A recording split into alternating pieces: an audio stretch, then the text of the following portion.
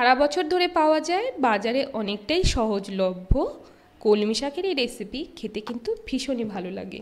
তো আমি নিয়ে নিয়েছি এখানে 1 আঁটি কলমি শাক। ভালো করে প্রথমে আমি জলে ধুয়ে নিয়ে নিয়েছি। এরপর আমি শাকগুলোকে একে করে বেছে নেব। শাক বেছে নেওয়ার সময় আমার অবশ্যই দেখে নিতে হবে পাতার মধ্যে কোনো পোকা আছে কিনা। অনেক সময় এখানে সবুজ রঙের পোকা থেকে থাকে, যেটা একদম পাতার মতোই কিন্তু দেখতে হয়। এরপর এর যে ডাঁটাগুলো আছে সেটাকেও আমার মাঝ বরাবর দেখে নিতে হবে কোনো পোকা আছে কিনা। এটা আমি হাত দিয়ে চিড়ে নিয়েছি, চাইলে এটা কিন্তু বটিতেও কেটে নেওয়া যেতে পারে। এরপর এটাকে আমি একটু মাঝারি সাইজ করে কেটে নিচ্ছি। শাক সবসময় কিন্তু একটু বড় করে কাটতে হবে। এরপর দিয়ে দিয়েছি কড়াতে 1 চামচ সর্ষের তেল, দিয়ে দিচ্ছি এখানে আমি সামান্য একটু জিরের ফোড়ন, দিয়ে দেবো আমি এখানে কয়েক কোয়া রসুন, যেটা লম্বা লম্বা করে কেটে নিয়েছি, দিয়ে দিচ্ছি আমি এখানে একটি পেঁয়াজ।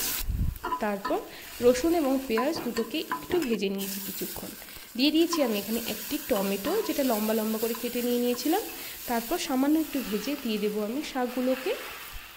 শাক দেওয়ার পর আমি এটাকে ধীরে ধীরে প্রথমে একটু পরিমাণটা কমিয়ে নিয়ে নিচ্ছি।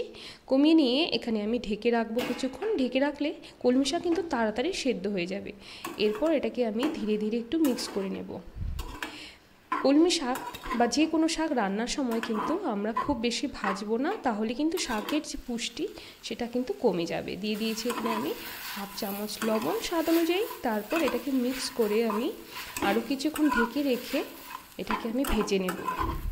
শাকসবজি মাছ মাংসের মতোই কিন্তু খাওয়া ভীষণই জরুরি, কিন্তু শাক রান্না করার সময় অবশ্যই আমাদের মনে রাখতে হবে যাতে এর পুষ্টিগুণ বজায় রাখে। ধন্যবাদ সবাইকে ভিডিওটি দেখার জন্য। আরও নতুন নতুন ভিডিও পাওয়ার জন্য লাইক, কমেন্ট